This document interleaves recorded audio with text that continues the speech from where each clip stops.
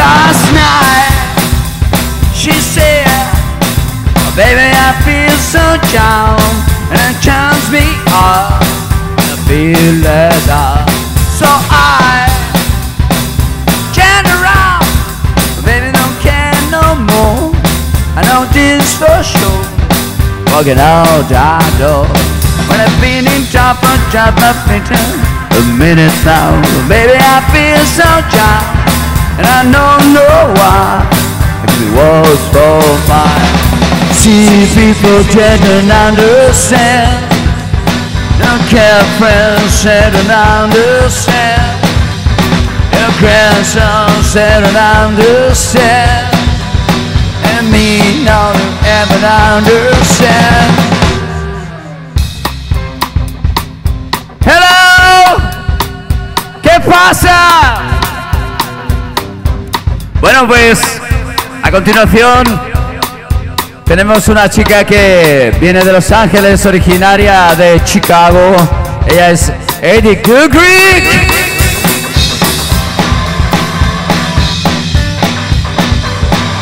Don't understand, don't understand.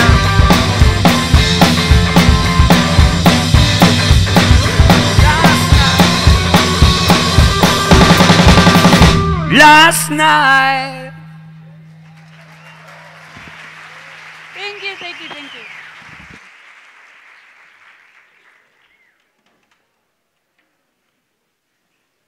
Can you guys hear me? My voice is for everyone now, okay. I'm really sentimental about that last talk. I may have teared up just a little bit. Hi, my name is AD Goodrich. I'm a set designer who also takes pictures of her sets. I try not to call myself a photographer because it gets a bit political, but I really, really love doing sets. A lot of people, when they meet me, they say, set design is so much fun. You get to do arts and crafts, and you get to make things all the time. I say set design is really hard. And sometimes that set design is terrible and awful. And if you're thinking of being a set designer, don't do it. Just do not be a set designer. Actually, it's all right. Set design's pretty cool, and I'm going to tell you the good stuff about it and the bad stuff about it and a slight history. So I've been doing it for 8 years. I think what they said is I'm from Chicago, and I now live in Los Angeles. And what I do is I build sets by hand. And what that means is whenever there's an opportunity to make it easy, we make it hard instead. Here's an example of a wall that, this is for a job that I did with Sagmeister and Walsh for their A-Zone campaign. And these walls could have been printed, and we would have sent them to a printer, and then they would have been printed, and we would have put them on the wall, but instead we did this, which is crazy. These are all of my friends, by the way. Everyone that I work with, I hire and I employ my friends who are artists and woodworkers and designers, and so we all get to make a little living together, which is really the best part. That's me painting, so I'm always getting dirty, and my hand is always in the work.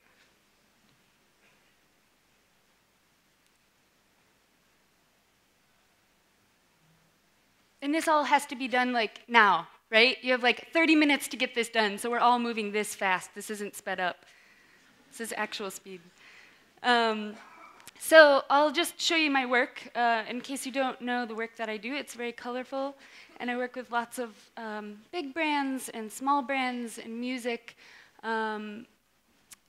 Sagmeister and Walsh, Paper Magazine, OK Go, Headspace, HP, Google, Adidas, Target, Apple, Wired Magazine.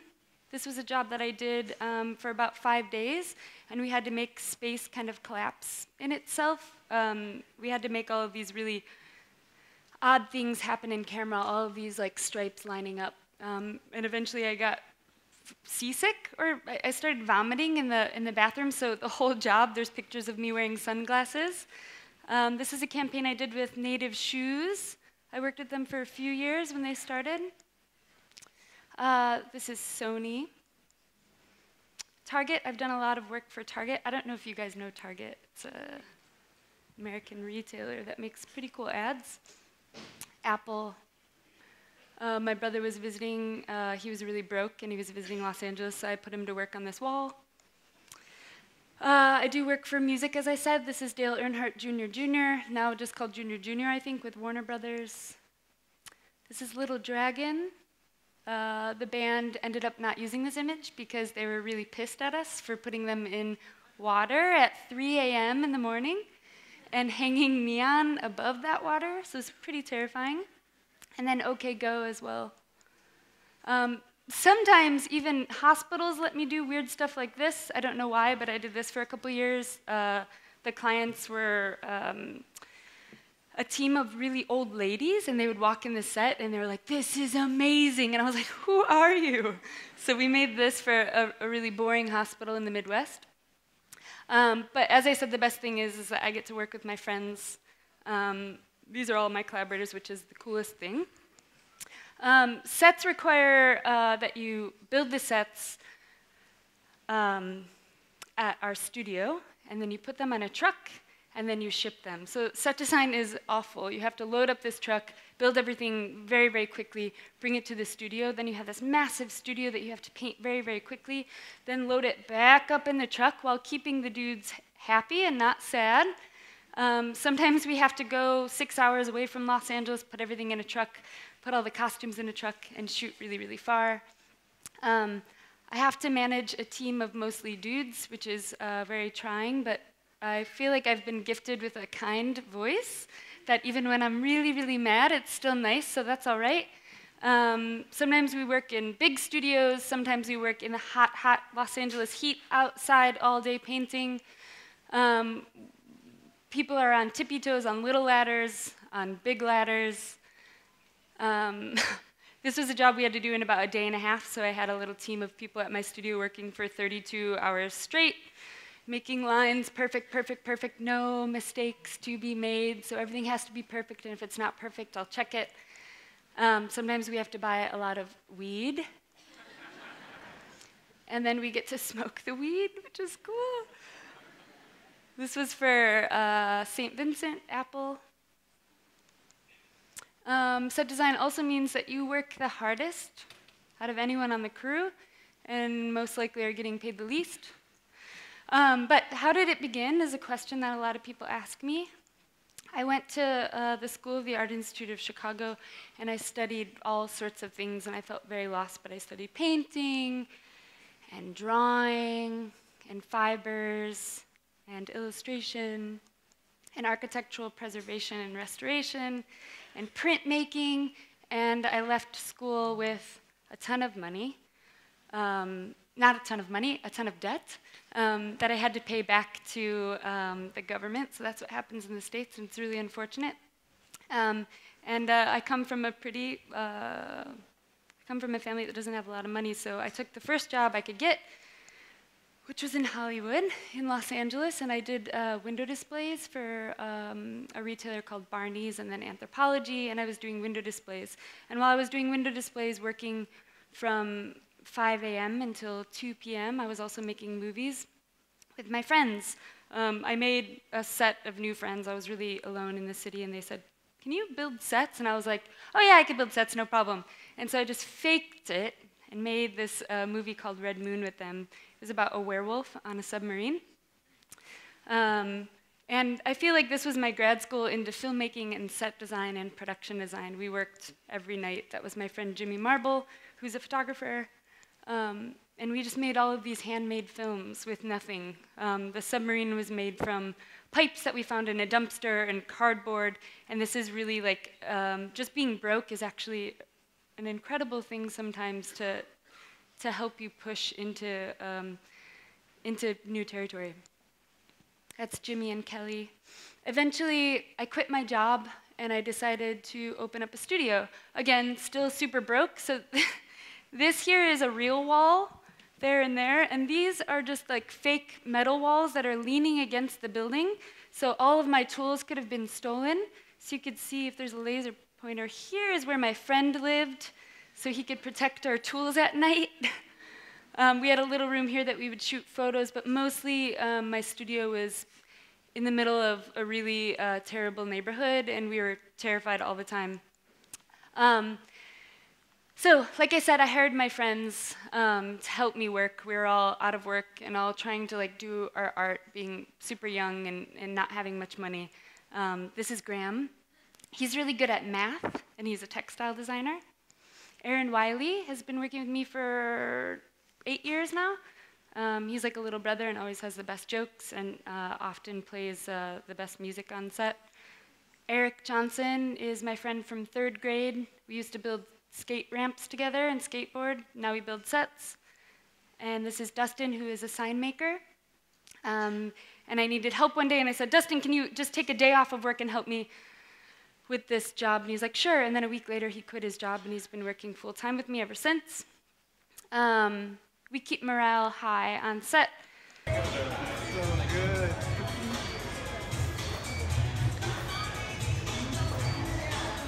So the dudes are happy. That's great. That's me, just makeup. That's great. More. No. So this is one of the first sets I did. I was doing videos with my friends and doing music videos. And so imagine with a video, the camera goes like this, right? And you have to dress, and your budget goes out the window, right? If your camera's looking here, here, here, here, here. So all of a sudden I was on photo, and I was like, oh, we're just going to see here. That's great. So my budget is within this frame. Still not a lot of money, so we decided, let's get a bunch of plants and paint them. This is 8 years ago. And then my friend sent me this image, and I was like, what the fuck? So people are copying off of me, right?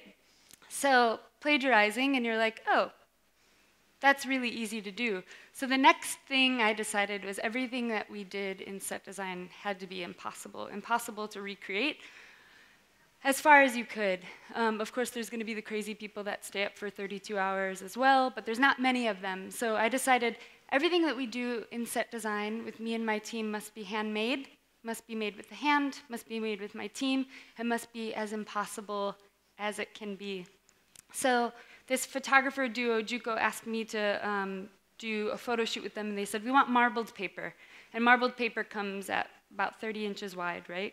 And they're like, well, we can just put multiples of them on the wall, and we'll have a big enough set. And I was like, that sounds great, but that's super easy for anyone else in the world to do. So because I had this really broad range of education at the Art Institute, I learned how to marble, I learned how to do woodworking, all of these things. So we ended up hand marbling our own pieces of paper that were 5 feet wide and made these images, which turned out really beautiful.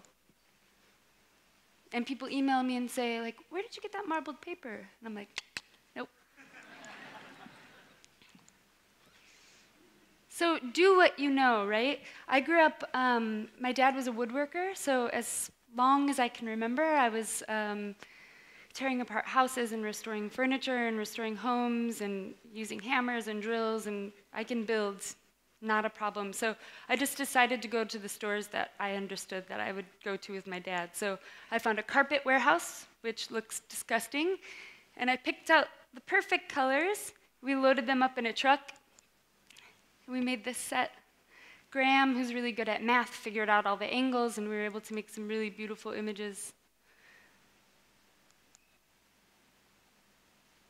I always like the sets better. I always like these images way better than these images, but that's okay. Sometimes my inspiration comes from art history. A lot of the times it comes from art history because my education was at the Art Institute. The museum, the Art Institute of Chicago, is an incredible museum that I got to eat sandwiches with Matisse during lunch. I didn't make any friends, but Picasso was my friend and Matisse was my friend and all of these artists. So this is James Turrell. We did a little editorial inspired by him.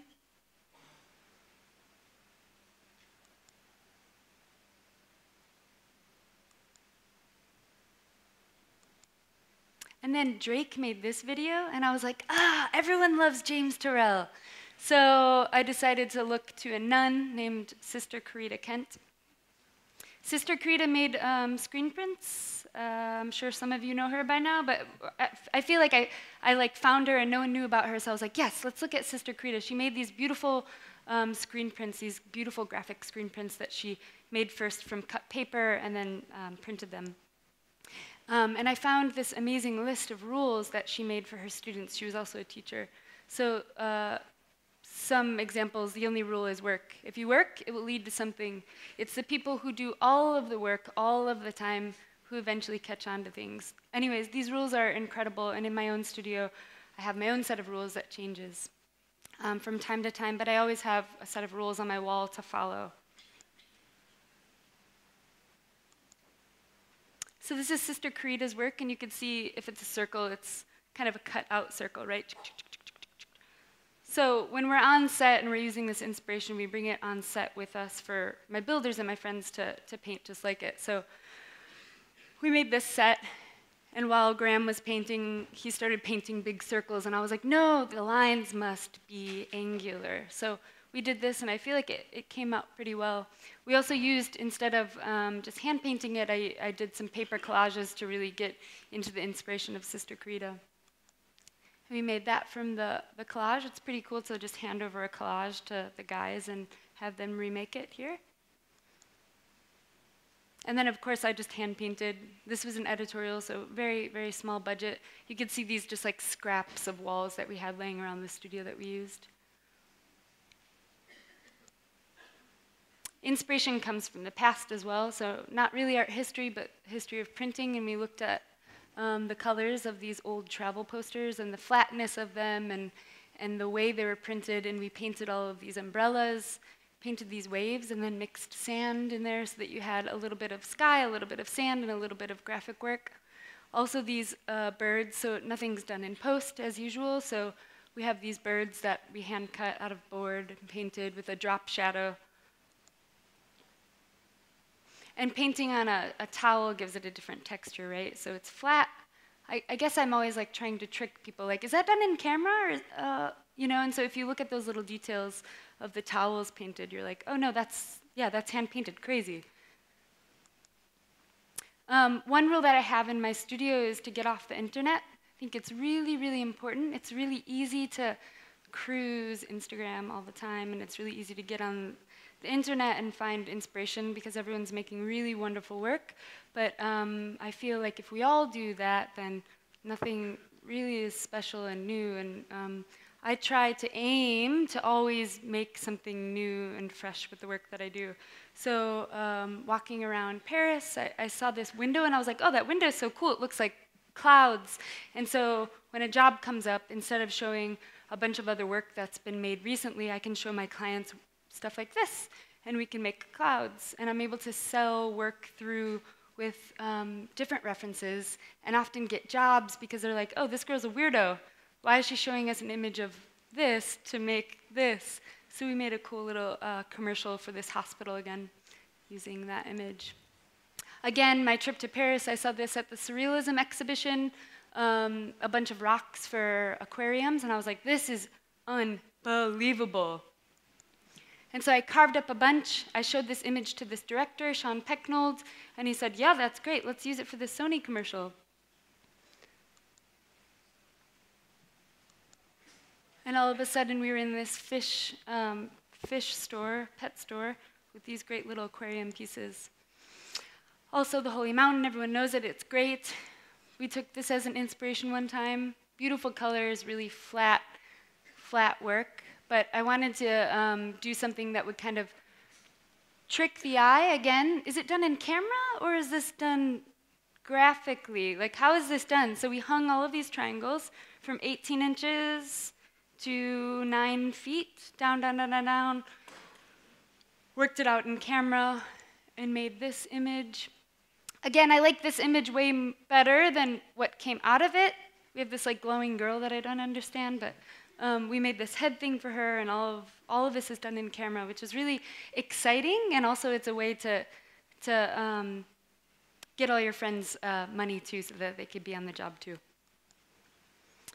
This is an image of my sister's house in Chicago. I saw this door with a little cutout in it. It's a beautiful, you can't see, but it's a beautiful wood door, really simple Midwest door. And I kept that image and decided to show that to the client when we made this. And so we were able to make these beautiful cut wood doors with light coming out of it, and made these cool images of this sick lady. We also made a floating fur bed. The inspiration of this shoot was churches, fur, and wood. We decided to think of 3 things that were kind of gross to us and make work about gross things and see if we can make beautiful images from gross inspiration. Again, back to the Art Insitute of Chicago. This is a Stuart Davis. It's a painting called Ready Made. And I reproduced it with my friends. Again, this is really, really close to camera. This is about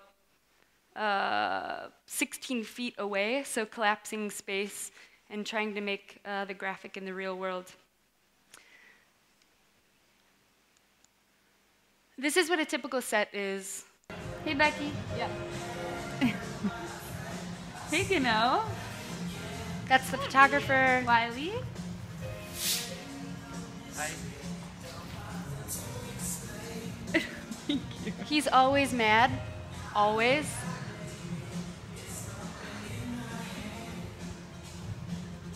This was for Sagmeister and Walsh, and we, again, decided to make it impossible. And we hand-dotted everything with stickers. What's up, girl? Painted all of these clothes. Painted all of these clothes. That's Dustin. I'm going to draw a little heart around him.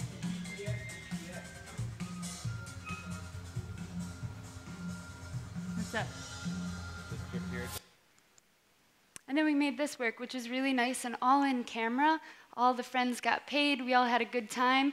The coolest thing about making everything by hand for commercial work, too, is that goes back to my personal work, right? So if I'm like hand-dotting something like crazy, that's getting paid to practice art that I'll make later.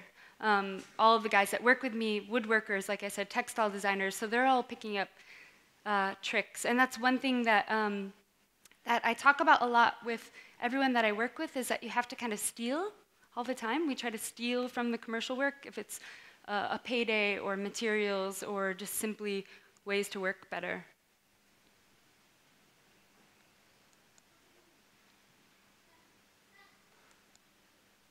So sets got really, really big after a while. We made this crazy cyc for Target. We hand-painted it, had scissor lifts, had all of these people painting for a day. I think we did this in a day. I made this crazy world that could be seen from any angle, and we could get multiple shots, and the set would be totally different any way you shot it. So sometimes, like, I feel like when I started doing set design, I would make this amazing set, but we could only get one shot out of it. So I started exploring with the walls, and this is done on a cyc, which is a cyclorama wall. And so you don't understand what space you're in. And this is the work we made. Oh no. So a bunch of like 12-year-olds on this amazing set, and I was like, this is commercial work, right? You get to make this amazing art, and then these guys show up and you're just super embarrassed. So again, stealing as much as you can, gleaning from your clients, we said, can we just shoot on this for just one more day and do an actually cool shoot?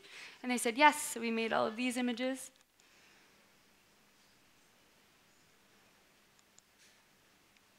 And you could see, like, this image shooting down on the ground and up is very, very different than here, right? So you have this one set within a budget that you can get multiple ways of image making. So change and change and change and change and change and change and change again. So I was working under photographers for a really long time, and I decided that it felt very unbalanced. I felt like I was making this amazing work, spending all of this time, me and my friends getting together, making this. I was working with the costume, the talent, the lighting. I was drawing the exact images that they would shoot, and they would just come and set up their camera and shoot it and get paid $1 million. And I was like, this isn't right. Fuck it, I'm gonna start taking photos. And so what I did was very, very terrifying, but I closed my wood shop and I said, guys, I'm out, I'm retiring, which is a dumb thing to say because I don't stop working ever. And I didn't stop working, but I said, I could take pictures, it's not a problem. I could do the sets and I could take pictures. I don't think it's a problem. And everyone got super pissed, and I made all of these images, and all of my friends were really mad at me. And I felt very alone, and I was like, okay, so now none of the photographers want to talk to me. It's cool that I can like make work for free, but I actually need to like make work again. So I met Sean on that Sony set with the fish tank. This is my partner in life and now in my studio, and we decided to partner up. He makes music videos.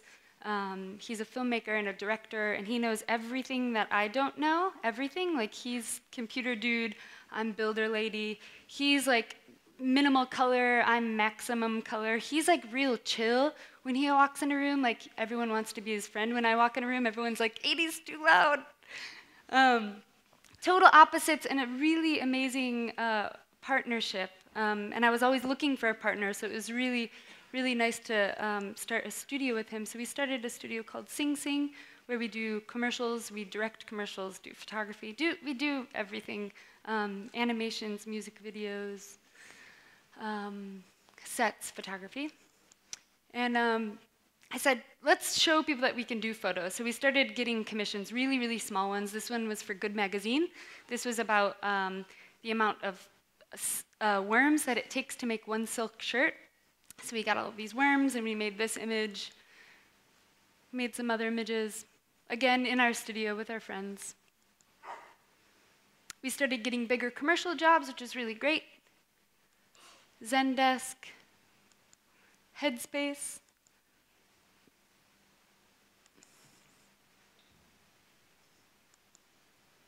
Fruit of the Loom. We got to shoot people in underwear again. Weird dudes in underwear. This guy was a total weirdo. Adidas, shoes and food. We made a children's book called Alphabeticool, which was a bunch of items. We moved to New York for a little bit and just decided to take some time off, which is a really important thing to do when we're working a lot. So every October, I think it's October now, yes, we take October off. I've done it for the past 5 years. Even if I can't afford it, I try to take October off because I work way, way, way too much every day of the week. And so we took October off and November off, went to New York, and just started making pictures and decided I was making really stupid still lifes. Like, I was just putting like an orange on a table, and I was like really sad, and I was really bummed out. And we went for a walk, and I was like, I don't even know what I'm doing. I don't even, just like complaining. And he was like, let's make an alphabet book. So we made this amazing alphabet book with items that we found at the dollar store and at the corner store in New York, and that went really well. We also made videos. This video is about longing to live somewhere else. Do you suffer from geo-angst? Have you ever wondered, maybe my life would be better if I lived in...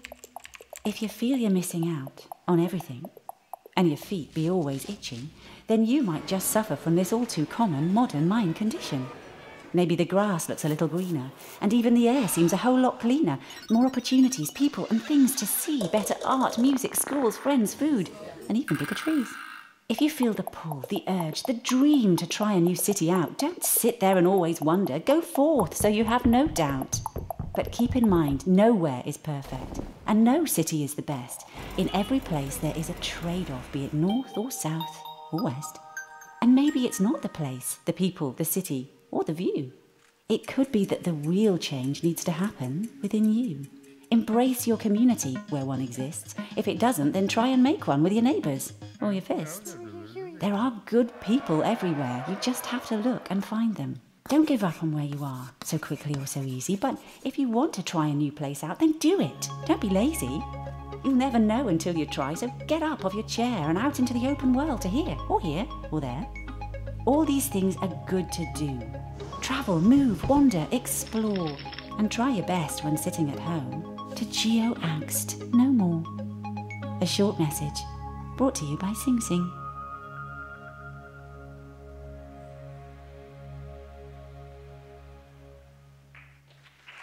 Oh, thanks. So that's on Saturdays we try to just do artwork, and that was we were for a while making Saturday shorts or music videos. One day of writing, one day of filming, and one day of post, and then that's it, right? So Friday, Saturday, Sunday, but mostly Saturday. And with that, of course, then brands call us and they're like, we want that exactly the same, but for Target. And we're like, what the fuck? So anyways, making personal work, even if you don't have the time or the energy or the budget, is really, really important for yourself to make new work and to do things that you haven't done yet, but also to get more work too. Having a partner in the studio doesn't mean that we have to work with each other all the time. At all. He still has his work, I still have my work, but it also means that you have a partner to like look at your stuff and that you're not alone. So this is a project I did for this press in Los Angeles called Paper Chase Press.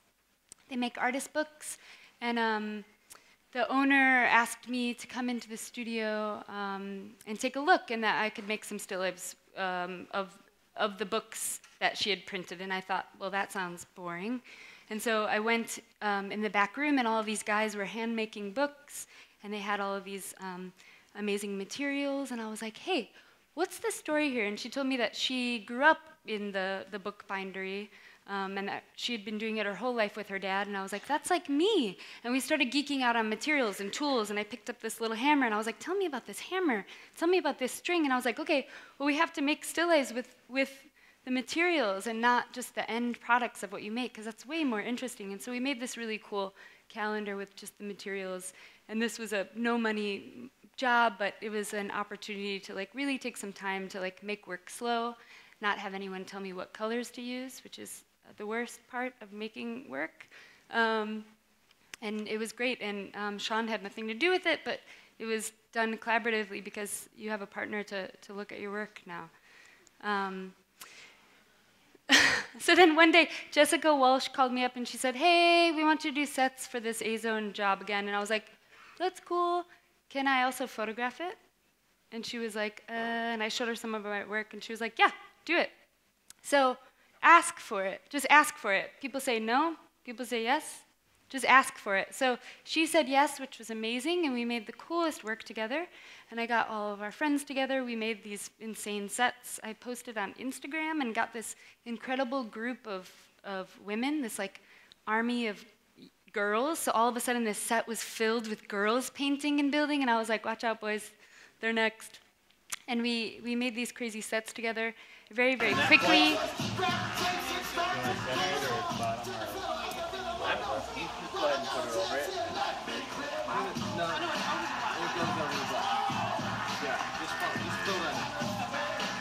Now clean that up. So it just shows you, like, sometimes 6 people are working very quickly on a rug that has to be on set. So that's the rug that we're bringing on set. We painted this horse pink. Jessica is in the same kind of like mind as us, where she wants everything to be in camera, which is really awesome, so we can paint a horse pink. We drink a lot of La Croix. Do you guys know what La Croix is? It's a phenomena in the States, and we're all obsessed with it. It's just fizzy water, but anyways. And then we made these images, which turned out really cool, all inspired by different artists. Having a partner that's very tall means that he could take pictures that you can't take.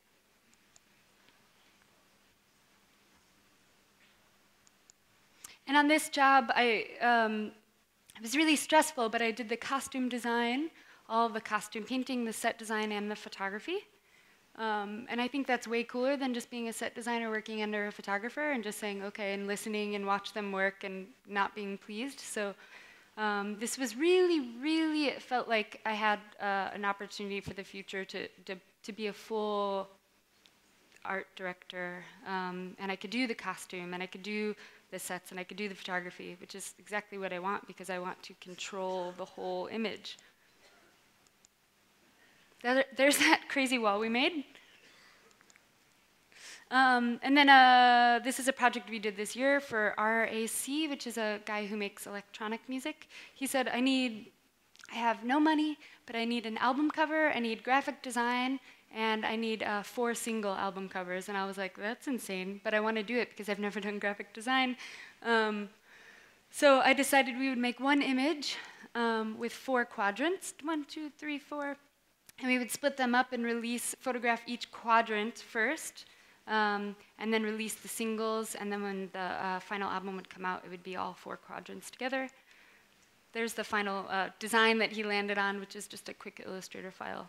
Everything has to be designed like in a day, which I'm sure lots of us know, which is aggravating but kind of exhilarating too.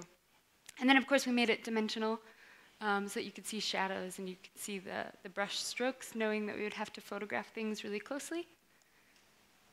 So these are the singles. Really stoked on Ellsworth Kelly in 2017. And I like seeing these little bits down here, knowing that there's something else coming. And this is the album cover. It's really simple. So then Fleet Foxes, do you guys know Fleet Foxes? Yeah, one girl right there knows Fleet Foxes. So they didn't make music for about 6 years.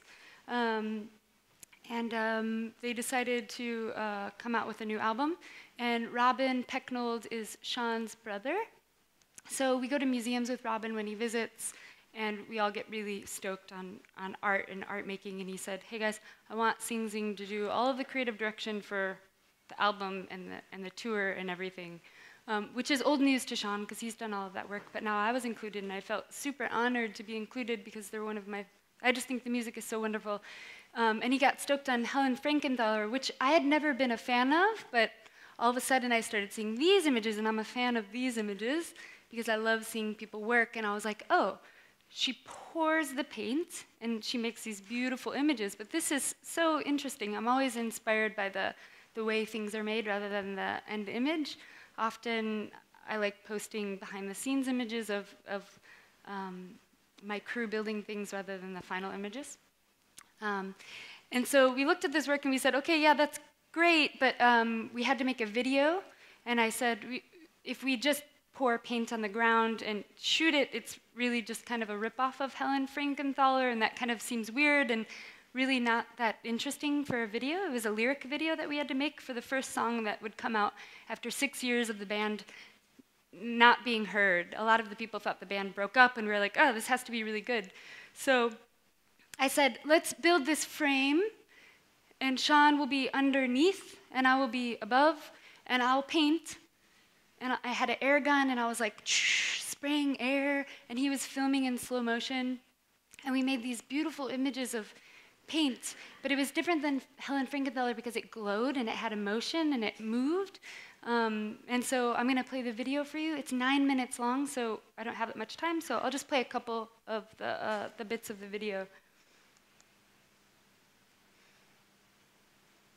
1, 2, 3, 1, 2, 3. Light ended the night, song remained,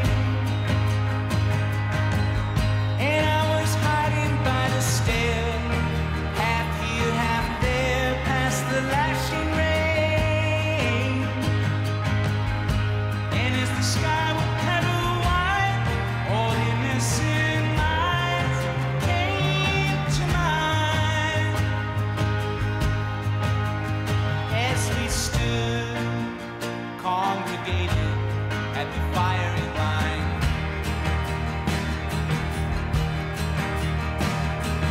night ended the fight, but the song remained. So then Robin asked us to make another video, and we said, we don't want to be in the studio. We've been in the studio all year. Let's go out into the world. And so we went to this state park called Montana de Oro, which is incredible. And we made this video, which I won't show you, but the stills are so beautiful. And we shot it on 16mm film. So we had this massive, heavy, heavy, heavy camera, and we were going over sand dunes, and it was all choreographed. And this was an opportunity that there were no sets. This baby doesn't like my presentation. It's okay. This was a job that there were no sets, so what am I going to do? I can't just stand around. I can't just be like there, just like hanging out. So I helped with the choreography and all of the costume design. Worked with the costume designer, worked with choreography. We were literally like on cliffs. It was a really good time. Worked with the hair design and the makeup, which is amazing to do all of that. Totally new and a different territory and a total change in what I had done. And then it was time for the tour, world tour. And they said, yeah, AD, you're going to do the sets. And I was like, shit, I don't know how to do sets for a tour. Everything has to pack down to a box like this. It has to be fire retardant so that if the place burns down, these things won't burn. I want to make it out of wood, but it can't be made out of wood. It has to be made out of aluminum. What do I do with aluminum? So kind of freaking out, but eventually I worked with an engineer to do the drawings. So usually I do the drawings, but they worked on engineering of how to break it down. And we made these beautiful pieces that would light would shine behind them, and we also worked on all of the projections for 23 different songs, so we made animations. These are the pieces broken down, so it's like a crazy puzzle. We made animations and videos for the backgrounds. This is just a quick snippet of these Brancusi type of shapes that we made and filmed. And then the band went on tour, and it's the most incredible thing to see, because 18,000 people are seeing my work. This is a sold-out show at the Hollywood Bowl, which when I'm on set, 12 people see my work. It goes on a billboard, and the billboard goes in the garbage. So this is an incredible thing for me to be a part of, is actual live events that people can listen to the music and be a part of it. And one thing that I mentioned a little bit was to glean and to take and to steal as much as you possibly can from the commercial work that you have to do. It's a little painting called The Gleaners. Dropbox came to me a month ago, and they said, we want to make a commercial about you. And I was like, that sounds terrifying and embarrassing. And they were like, what's it going to take for you to make a commercial with us? And I was like, okay, you have to commission. You can't fake following me around and fake like I'm just going to pour paint. You have to give me $8,000. And they said yes. And I said, we're going to build a set. And you're gonna like film us making a set. And you have to pay every one of my guys that's in the film, because I can't do this alone, terrifying. And so they made this really embarrassing video. I find my inspiration everywhere. I think color is magic. Once a creative flow gets you, there's nothing that can stop you. My name's AD Goodrich, I'm a set designer. So I just want to show you how awkward we are here. Like not having a good time, but what came from it was a set that was inspired by toilets. And I was able to get an $8,000 set for free just by showing my face. And I made this work. Again, I was like, I'm going to be the photographer and the set designer and the costume designer and do it all and do this cool test shoot. And so, again, taking from the commercial world and making it your own work, I was able to make these really cool toilet images, which I thought were really funny. Showing fancy shoes while girls take a shit. And we did some bigger ones, too. We had a budget for only one wig, so this was an image that we just flipped the wig around. I got that tip from my grandma.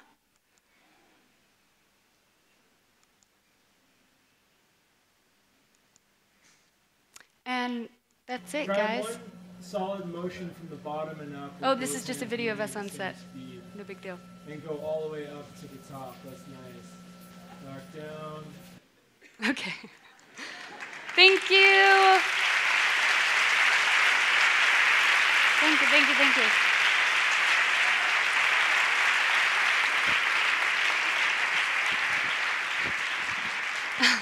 Thank you. Bueno, una cosita antes de ir al break. Apunten el hashtag para el próximo sorteo loco que vamos a hacer después del break. Es sorteo Blanc, hash sorteo Blanc. Hagan fotos afuera, hagan selfies sobre todo, hagan fotos del perro que pasa, de la señora, hagan fotos de todo con ese hashtag en Instagram. Gracias, Community Manager. Entonces, 20 minutitos hacemos de break. Tenemos tiempo para hacer una Moritz, un vinito y hacernos muchas fotos con el sorteo Blanc.